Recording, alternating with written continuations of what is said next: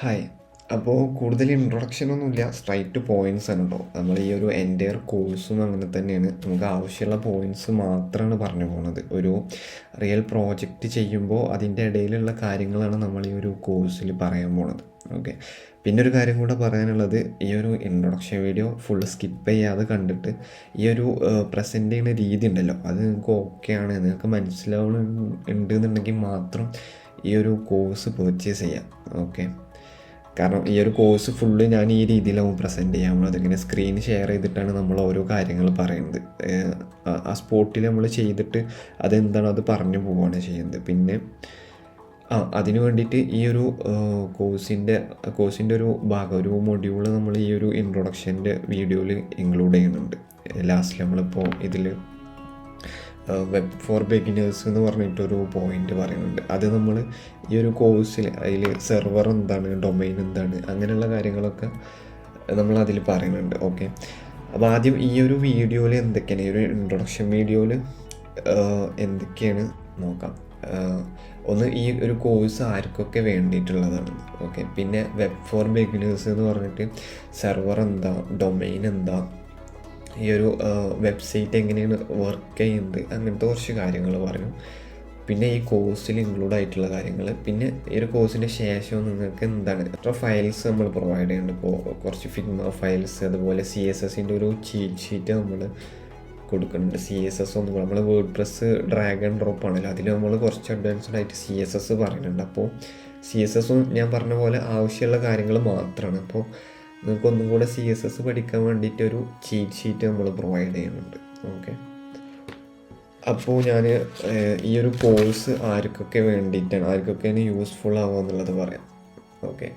ഒന്ന്, digital marketers.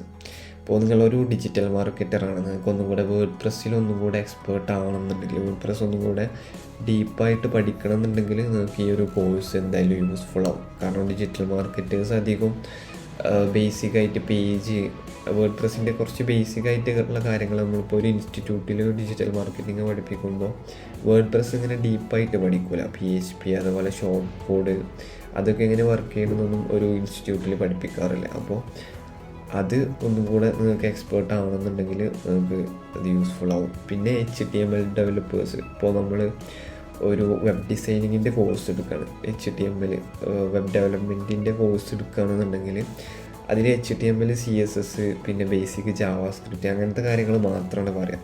ഇപ്പോൾ ഞാൻ പഠിച്ചത് വേർഡ് പ്രസ്, ഞാനൊരു കമ്പനിയിൽ ജോയിൻ ചെയ്തതിന് ശേഷമാണ് വേർഡ് പ്രസ് പഠിക്കുന്നത്. ഞാനും കോഴ്സ് എടുത്ത ടൈമിൽ HTML-ഉം CSS-ഉം മാത്രം പഠിച്ചിട്ടുണ്ടായിരുന്നുള്ളൂ. അപ്പോൾ അങ്ങനെ ഒരാളാണ് നിങ്ങൾക്ക് വേർഡ് പ്രസ്സിലേക്ക് സ്വിച്ച് ചെയ്യണമെന്നുണ്ടെങ്കിൽ നിങ്ങൾക്ക് ഈ ഒരു കോഴ്സ് ചൂസ് ചെയ്യാം. കാരണം നിങ്ങൾക്കൊന്നും കൂടി HTML-ഉം CSS-ഉം അറിയുന്നുണ്ടെങ്കിൽ ഏറ്റവും ബെറ്ററാവും ഈ ഒരു കോഴ്സ്. അപ്പോൾ ഡിഗ്രി സ്റ്റുഡൻസ് എന്ന് ഉദ്ദേശിച്ചത് IT റിലേറ്റഡ് ഡിഗ്രി എടുത്തവരുണ്ട്. ഇൻ്റർവ്യൂവിൽ തന്നെ കുറച്ച് ആൾക്കാരുണ്ട്. അപ്പോൾ IT റിലേറ്റഡ് ഡിഗ്രി എടുത്തിട്ട് കോഡിംഗ് ഒന്നും വലിയ ഐഡിയ ഇല്ലാത്ത ഒരുപാട് ആൾക്കാരുണ്ട്. അപ്പോൾ അവർക്ക് IT ഫീൽഡിൽ തന്നെ ഒരു കരിയർ സെറ്റ് ചെയ്യണമെന്നുണ്ടെങ്കിൽ ഈ ഒരു കോഴ്സ് നല്ലൊരു ഓപ്ഷനാണ്. പിന്നെ IT ബാക്ക്ഗ്രൗണ്ടുള്ളവർക്ക്, IT ബാക്ക്ഗ്രൗണ്ടുള്ളവർക്ക് IT ഫീൽഡിലൊരു കരിയർ സെയിം നമ്മൾ ഡിഗ്രീൻ്റെ പറഞ്ഞ പോലെ IT ഫീൽഡിലൊരു കരിയർ സ്റ്റാർട്ട് ചെയ്യണമെന്നുണ്ടെങ്കിൽ വേർഡ് പ്രസ് നല്ലൊരു ഓപ്ഷനാണ്. Next, web for beginners. നമ്മളതിൽ ബേസിക്കായിട്ട് സെർവർ എന്താ, അതുപോലെ ഡൊമൈൻ എന്താ, പിന്നെ HTML ഒരു പേജിൻ്റെ സ്ട്രക്ചർ പറയും. പിന്നെ വെബ് ഡെവലപ്മെൻറ്റിൽ തന്നെ ഫ്രണ്ട് എൻഡ്, ബാക്ക് എൻഡ്, അതുപോലെ ഫുൾ സ്റ്റാക്ക് അതിൻ്റെ കുറച്ച് കാര്യങ്ങൾ പറയും. പിന്നെ ഈ വാട്ട് ഈസ് വേർഡ് പ്രസ് എന്നുള്ളതുണ്ടല്ലോ, ഞാൻ ഈ ഒരു കോഴ്സ് പ്രിപ്പയർ ചെയ്യുന്ന ടൈമിൽ ഒരുപാട് ആൾക്കാർ എന്നോട് ചോദിച്ചിട്ടുണ്ടായിരുന്നു, വേർഡ് പ്രസ്സൊക്കെ ഇപ്പോൾ ആരെങ്കിലും പഠിക്കുമോ, AI ഒക്കെ വന്നില്ലേ, അപ്പോൾ വേർഡ് പ്രസ്സൊക്കെ ഔട്ട്ഡേറ്റഡായി, അങ്ങനെ കുറച്ച് കാര്യങ്ങൾ ചോദിച്ചിട്ടുണ്ടായിരുന്നു. അപ്പോൾ അതിൻ്റെ ഒരു ആൻസർ ഞാൻ ഈ വാട്ട് ഈസ് വേർഡ് പ്രസ് എന്നുള്ളതിൽ ഞാൻ പറയാൻ പോകുന്നുണ്ട് കേട്ടോ. ഓക്കെ. അപ്പോൾ നമുക്ക് സെർവർ എന്താ, ഡൊമൈൻ എന്താണെന്ന് പറയാം. സെർവർ, ഇത് നമ്മൾ വെബ് ഡെവലപ്മെൻറ്റിൽ എങ്ങനെയാണോ സെർവറിനെ മനസ്സിലാക്കേണ്ടത് ആ രീതിയിലാണ് കേട്ടോ നമ്മൾ പറയാൻ പോകുന്നത്. അപ്പോൾ സെർവറിൽ ശരിക്കും നമ്മൾ പറയുമ്പോൾ ക്ലൈൻറ്റ്, അതുപോലെ റിക്വസ്റ്റ്, അങ്ങനത്തെ കുറച്ച് കാര്യങ്ങളുണ്ട്. അതൊന്നും നമ്മൾ ഇതിൽ പറയണില്ല. നമ്മൾ വെബ് ഡെവലപ്മെൻറ്റിൽ എങ്ങനെയാണോ സെർവർ ഡൊമൈൻ മനസ്സിലാക്കേണ്ടത് ആ ഒരു രീതിയിലാണ് നമ്മളിത് പറയാൻ പോകുന്നത്. സെർവർ എന്ന് പറയുന്നത് ഒരു കമ്പ്യൂട്ടറാണ്. നമ്മളെ നോർമൽ ഒരു കമ്പ്യൂട്ടർ പോലെ ഒരു കമ്പ്യൂട്ടറാണ്. അതിലൊരു OS ഇൻസ്റ്റാൾ ചെയ്തിട്ടുണ്ടാവും. പക്ഷെ അത് ഫുൾ ടൈം പവർ ഓൺ ആക്കി വെച്ചിട്ടുണ്ടാവും. അതിലൊരു OS ഇൻസ്റ്റാൾ ചെയ്തിട്ടുണ്ടാവും. അപ്പോൾ നമ്മൾ ഏതൊരു വെബ്സൈറ്റ് എടുക്കുകയാണെങ്കിലും എന്താണ് അതിൻ്റെ ഫയൽസൊക്കെ ഉള്ളത് ഈ ഒരു സെർവറിലാണ്. നമ്മൾ ഒരു സെർവർ ഹോസ്റ്റിംഗ് എന്നാണ് അതിന് പറയുക. അത് പർച്ചേസ് ചെയ്തിട്ടാണ് അതിലാണ് നമ്മളൊരു വെബ്സൈറ്റ് ഹോസ്റ്റ് ചെയ്യാൻ പോണത്. ഓക്കെ, ഹോസ്റ്റ് ചെയ്യാന്ന് പറഞ്ഞാൽ പബ്ലിഷ് ചെയ്യാം, നമ്മളെ വെബ്സൈറ്റ് പബ്ലിഷ് ചെയ്യാം. അതുപോലെ ഓരോ സെർവറിനും ഓരോ IP ഉണ്ടാവും. IP എന്ന് പറഞ്ഞത് യുണീക്കായിട്ടുള്ളൊരു നമ്പർ വെച്ചിട്ടാണ് ആ ഒരു പേര് വരിക. യുണീക്കായിട്ടുള്ളൊരു പേരാണ് ഈ ഒരു സെർവറിന്. അതിന് നമ്മൾ IP എന്നാണ് പറയുക. അതുപോലെ ഡൊമൈൻ എന്ന് പറഞ്ഞാൽ ഇതേപോലെ നമുക്ക് കുറേ പേര്, നമുക്കിപ്പോൾ ഒരു വെബ്സൈറ്റിന് ഇപ്പോൾ tesla.com ഒരു പേരാണ്. ആ പേര് നമുക്ക് പർച്ചേസ് ചെയ്യാൻ പറ്റും. നമ്മളെ വെബ്സൈറ്റിന് ഒരു പേര് വേണമെന്നുണ്ടെങ്കിൽ അത് നമുക്ക് അവൈലബിൾ, യുണീക്കായിട്ടുള്ളൊരു പേരോ അത് നമുക്ക് അവൈലബിൾ ആയത് നോക്കിയിട്ട് പർച്ചേസ് ചെയ്യാൻ പറ്റും. അപ്പോൾ നമുക്കൊരു സെർവർ നമ്മൾ പർച്ചേസ് ചെയ്യുമല്ലോ. അപ്പോൾ ഈ സെർവർക്ക് എന്ത് ചെയ്യും, നമ്മളൊരു പേര് പർച്ചേസ് ചെയ്തിട്ട് ഈ ഒരു IP കണക്ട് ചെയ്യും. ഈ സെർവറിൻ്റെ ഉള്ളിലാവുമല്ലോ നമ്മൾ വെബ്സൈറ്റിൻ്റെ ഫയൽസൊക്കെ വെക്കുക. അപ്പോൾ ആ ഒരു IP കണക്ട് ചെയ്യുമ്പോൾ എന്താണ്, ഈ ഒരു ഡൊമൈന് നമ്മൾ ഗൂഗിളിൽ ബ്രൗസറിൽ സെർച്ച് ചെയ്യുന്ന ടൈമിൽ ഈ സെർവറിൽ ഈ IP പോയിൻ്റ് ചെയ്തിട്ടുള്ള സെർവറിൽ നമ്മളെ വെബ്സൈറ്റിൻ്റെ ഫോൾഡർ ഓപ്പൺ ആവും. അപ്പോൾ അതിലൊരു ഇൻഡെക്സ് ഫയൽ ഉണ്ടാവും. ആ ഒരു ഫോൾഡറിൽ ഏത് വെബ്സൈറ്റ് ആയാലും അതിനൊരു ഇൻഡെക്സ് ഫയൽ ഉണ്ടാവും. index.html അല്ലാന്നുണ്ടെങ്കിൽ index.php ആ ഒരു ഫയൽ വെച്ചിട്ടാണ് നമ്മളെ വെബ്സൈറ്റ് ഔട്ട്പുട്ട് കൊടുക്കുക. ഓക്കെ, അപ്പോൾ ആ ഒരു ഫയൽ നമ്മളെ ബ്രൗസറിൽ ഓപ്പൺ ആയിട്ട് അതിൻ്റെ ഉള്ളിൽ എന്താണ് HTML കോഡ് ആവുമല്ലോ. നമ്മൾ ഡിസൈൻ ചെയ്ത ഒരു HTML കോഡ് നമുക്ക് കാണിച്ചു തരും. ഓക്കെ, അപ്പോൾ അങ്ങനെയാണ് ഈ ഒരു നമ്മളെ വെബ്സൈറ്റ് വർക്ക് ചെയ്യുന്നത്. ഓക്കെ, ഇപ്പോൾ നമ്മൾ tesla.com എടുക്കുന്ന ടൈമിൽ കണ്ടോ ഈ ഒരു വെബ്സൈറ്റ്, നമ്മൾ ആ ഒരു സെർവറിലുള്ള ആ ഒരു ഇൻഡെക്സ് ഫയലാണ് നമുക്ക് ഇവിടെ കാണിച്ചു തരുന്നത്. ഓക്കെ, അടുത്തത് നമ്മൾ വെബ് ഡെവലപ്മെൻറ്റ് നോക്കാം. വെബ് ഡെവലപ്മെൻറ്റ് എന്ന് പറഞ്ഞത് 3 ടൈപ്പ് ഉണ്ട്. ഒന്ന് ഫ്രണ്ട് എൻഡ്, അതുപോലെ ബാക്ക് എൻഡ്, അതുപോലെ full stack development. Okay, front end development എന്ന് പറഞ്ഞത് നമ്മൾ സ്റ്റാറ്റിക് വെബ്സൈറ്റുകളാണ്. അതിൽ HTML, അതുപോലെ CSS, JavaScript ഇത് 3 വെച്ചിട്ട് നമ്മൾ ഒരു വെബ്സൈറ്റ് ചെയ്യണതിനാണ് ഫ്രണ്ട് എൻഡ് ഡെവലപ്മെൻറ്റ് എന്ന് പറയാം. അതുപോലെ ബാക്ക് എൻഡ് ഡെവലപ്മെൻറ്റ് എന്ന് പറഞ്ഞാൽ അതിൽ ഒരു ലാംഗ്വേജ് നമ്മൾ പഠിക്കേണ്ടി വരും. പൈത്തൺ അല്ലാന്നുണ്ടെങ്കിൽ PHP, പിന്നെ Node.js, JavaScript വെച്ചിട്ട് തന്നെ ബാക്ക് എൻഡ് ചെയ്യാൻ വേണ്ടിയിട്ട് യൂസ് ചെയ്യണതാണ് കേട്ടോ Node.js എന്ന് പറഞ്ഞത്. പിന്നെ ഏതെങ്കിലും ഒരു ഡാറ്റാബേസ് നമ്മൾ പഠിക്കേണ്ടി വരും, MySQL അല്ലാന്നുണ്ടെങ്കിൽ MongoDB.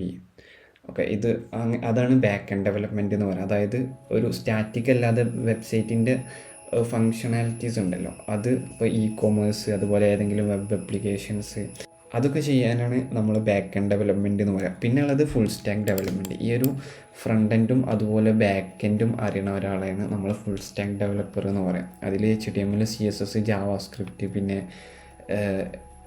ഏതെങ്കിലും ഒരു ഡാറ്റാബേസ്, MySQL, MongoDB വേറെയും ഡാറ്റാബേസ് ഉണ്ട്. അതുപോലെ ഏതെങ്കിലും ഒരു പ്രോഗ്രാമിംഗ് ലാംഗ്വേജ് അറിഞ്ഞിരിക്കണം. ഓക്കെ, പിന്നെ നമ്മൾ വേർഡ്പ്രസ് ഡെവലപ്മെൻറ്റ് എന്ന് പറയുന്നത് ഈ ഒരു ഫുൾ സ്റ്റാക്ക് ഡെവലപ്മെൻറ്റ് ഉണ്ടല്ലോ, ഇതിൻ്റെ ഒരു ഏകദേശം അതുപോലെ തന്നെയുള്ളൊരു റോളാണ് വേർഡ്പ്രസ് ഡെവലപ്മെൻറ്റ്. കാരണം വേർഡ്പ്രസ് യൂസ് ചെയ്തിട്ട് നമുക്ക് ഫ്രണ്ട് എൻഡും ചെയ്യാൻ പറ്റും, ചെറിയ രീതിയിൽ ബാക്ക് എൻഡും ചെയ്യാൻ പറ്റും. ചെറിയ രീതിയിലുള്ള അപ്ലിക്കേഷൻസൊക്കെ, ചെറിയ രീതിയിലല്ല, e-commerce, അതുപോലെ കസ്റ്റം യൂസർ ഡാഷ്ബോർഡ് വരുന്ന ആപ്പുകൾ, അതൊക്കെ നമുക്ക് വേർഡ്പ്രസ് യൂസ് ചെയ്തിട്ട് ചെയ്യാൻ പറ്റും. പിന്നെ വേർഡ്പ്രസ്സിൽ എന്താണെന്ന് വെച്ചാൽ നമ്മൾ ഡാറ്റാബേസ് ഒന്നും പഠിക്കേണ്ട ആവശ്യമില്ല. നമ്മളൊരു സെർവറിൽ വേർഡ്പ്രസ് ഇൻസ്റ്റാൾ ചെയ്യുന്ന ടൈമിൽ ഡാറ്റാബേസൊക്കെ ഓട്ടോമാറ്റിക്കായിട്ട് അതിൽ സെറ്റായി വന്നിട്ടുണ്ടാവും. അതുപോലെ നമുക്ക് വേർഡ്പ്രസ്സിൻ്റെ ഒരു ഡാഷ്ബോർഡ് കിട്ടും. ആ ഒരു ഡാഷ്ബോർഡ് വെച്ചിട്ടാണ് നമ്മൾ ഈ ഒരു ഡൈനാമിക് ആയിട്ടുള്ള വെബ്സൈറ്റ്, e-commerce ഒക്കെ നമ്മൾ ചെയ്യാൻ പോകുന്നത്. ഓക്കെ, പിന്നെ വാട്ട് ഈസ് വേർഡ്പ്രസ് എന്നുള്ളത്. വേർഡ്പ്രസ് പറയുന്നതിൻ്റെ മുമ്പ് നമുക്ക് ഒരു HTML വെബ്സൈറ്റ് പേജിൻ്റെ ഒരു സ്ട്രക്ചർ നമുക്ക് നോക്കാം. ഓക്കെ, ഇതാണ് ഒരു HTML പേജിൻ്റെ സ്ട്രക്ചർ എന്ന് പറയുന്നത്. ഇതിൽ 2 പാർട്ടാണ്. അതൊന്ന് ഹെഡ്, പിന്നെ ബോഡി എന്ന് പറഞ്ഞിട്ട്. ഈ ഒരു ബോഡി എന്നുള്ള ടാഗ് ഉണ്ടല്ലോ, ഇതിൻ്റെ അകത്താണ് നമ്മൾ ഒരു വെബ്സൈറ്റ് എടുക്കുന്ന ടൈമിൽ അതിൽ കാണുന്ന ഭാഗമുണ്ടല്ലോ, നമുക്ക് കാണാൻ പറ്റുന്ന ഭാഗങ്ങൾ, അതൊക്കെ ഈ ഒരു ബോഡി ടാഗിൻ്റെ ഉള്ളിലാണ് വരുന്നത്. പിന്നെ ഒരു ഹെഡ് ടാഗ് ഉണ്ടാവും. ഇതിൻ്റെ അകത്താണ് നമ്മൾ വേറൊരു CSS ഫയലൊക്കെ ലിങ്ക് ചെയ്യൂലേ, ഒരു ലിങ്ക് ടാഗ് ഉണ്ടാവും. ജസ്റ്റ് ലിങ്ക് എന്ന് കൊടുത്താൽ കണ്ടോ, ഈ href എന്നുള്ളിടത്ത് നമ്മൾ വേറെ ഏതെങ്കിലും ഫോൾഡറിനൊക്കെ CSS ഫയൽസ് ലിങ്ക് ചെയ്യണമെന്നുണ്ടെങ്കിൽ ഇവിടെയാണ് കൊടുക്കുക.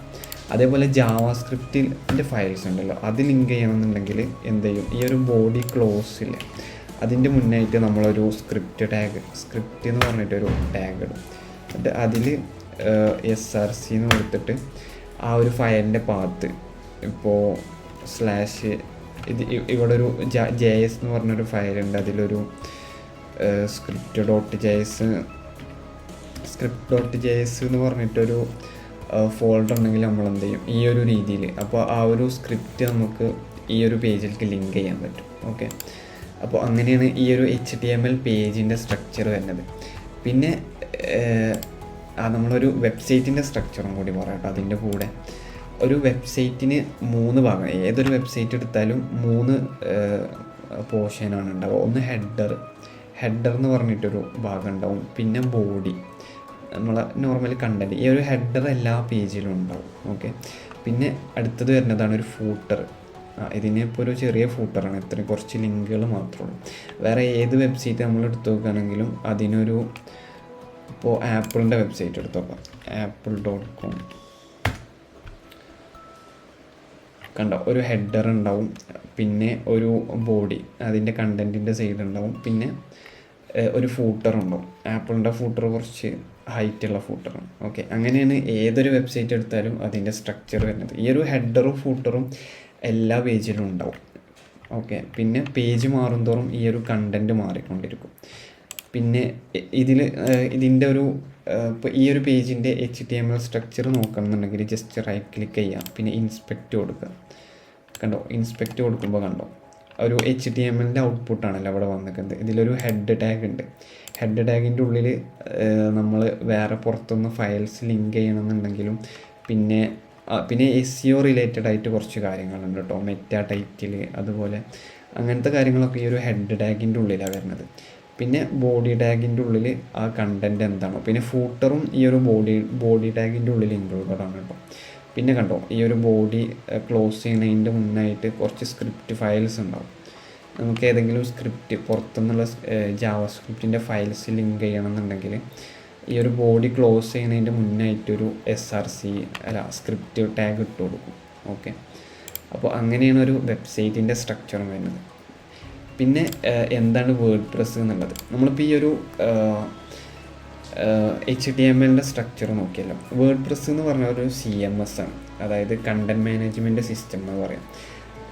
നമുക്കൊരു ഡാഷ്ബോർഡ് ഉണ്ടാവും വേർഡ് പ്രസ്സിന്. നമ്മളൊരു HTML വെബ്സൈറ്റ് ചെയ്യുന്ന ടൈമിൽ ഉണ്ടാവും. അപ്പോൾ ഇവിടെ നമുക്കൊരു പാരഗ്രാഫ് എഴുതണമെന്നുണ്ടെങ്കിൽ ടാഗ് ഇട്ട് കൊടുക്കുക നമ്മൾ ചെയ്യാം. എന്നിട്ട് അവിടെ നമുക്ക് എന്താണോ കണ്ടൻറ്റ് കൊടുക്കും.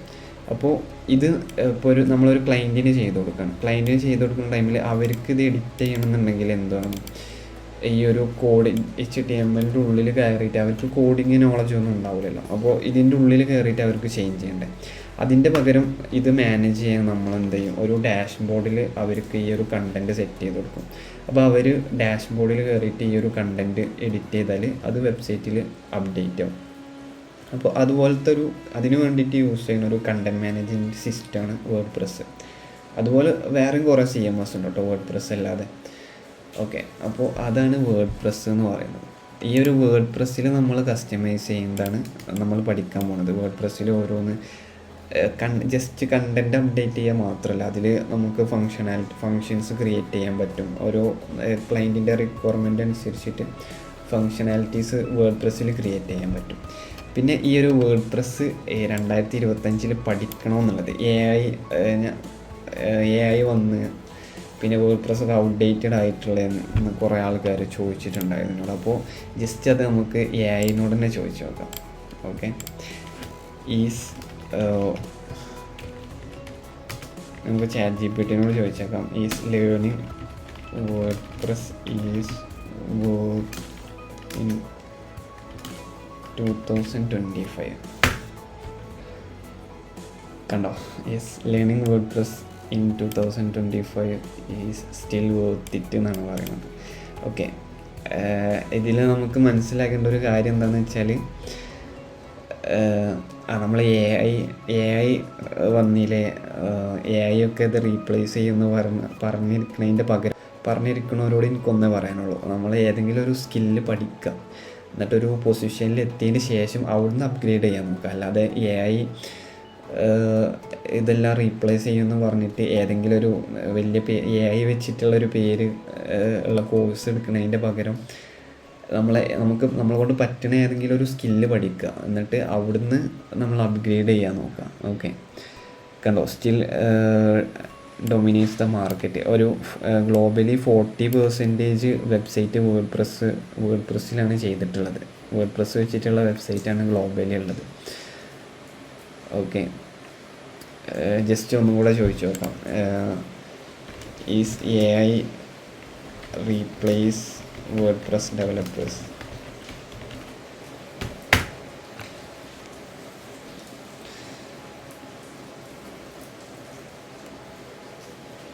കണ്ടോ,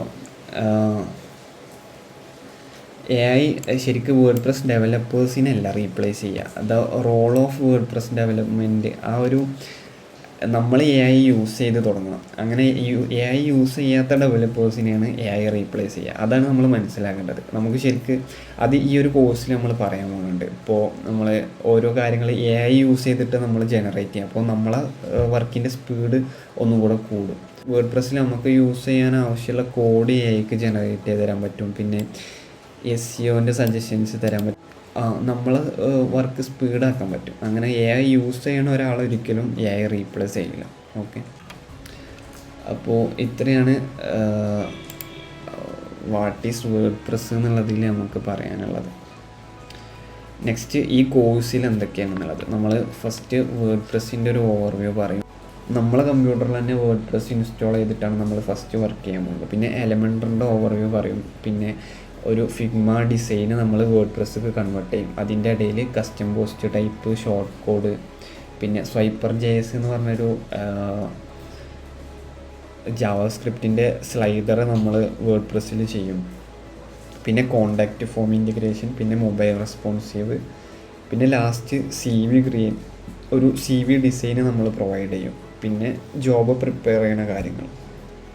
ഓക്കെ, പിന്നെ നിങ്ങൾക്ക് ഈ ഒരു കോഴ്സിൽ കഴിഞ്ഞിട്ട് നിങ്ങൾക്ക് കിട്ടാൻ പോണ കാര്യങ്ങൾ കുറച്ച് എക്സ്ട്രാ അസെറ്റ് നമ്മൾ പ്രൊവൈഡ് ചെയ്യുന്നുണ്ട്. ഒരു 5 ഫിഗ്മ ഡിസൈൻ നിങ്ങൾക്ക് വർക്കൗട്ട് ചെയ്യാൻ വേണ്ടിയിട്ട്, പിന്നെ ഒരു CSSൻ്റെ ചീറ്റ് ഷീറ്റ്, പിന്നെ 2 മന്ത് ഫ്രീ ആയിട്ടുള്ള നമ്മളെ പ്രീമിയം കമ്മ്യൂണിറ്റി മെമ്പർഷിപ്പ് കിട്ടും. നിങ്ങൾക്ക് ഡൗട്ട്സ് ക്ലിയർ ചെയ്യാൻ, നമ്മൾ കോഴ്സിൻ്റെ ഇടയിലുള്ള ഡൗട്ട് ക്ലിയർ ചെയ്യാൻ വേണ്ടിയിട്ടൊരു കമ്മ്യൂണിറ്റി മെമ്പർഷിപ്പും കൂടെ നിങ്ങൾക്ക് കിട്ടും ഫ്രീ ആയിട്ട്. ഓക്കെ, അപ്പോൾ ഇത്രയാണ് ഈ ഒരു ഇൻട്രൊഡക്ഷനിൽ പറയാനുള്ളത്. ഇൻട്രൊഡക്ഷൻ നിങ്ങൾക്ക് ഈ ഒരു പ്രസൻറ്റ് ചെയ്യുന്ന രീതി ഓക്കെ ആണെന്നുണ്ടെങ്കിൽ മാത്രം കോഴ്സ് പർച്ചേസ് ചെയ്യുക. ഓക്കെ.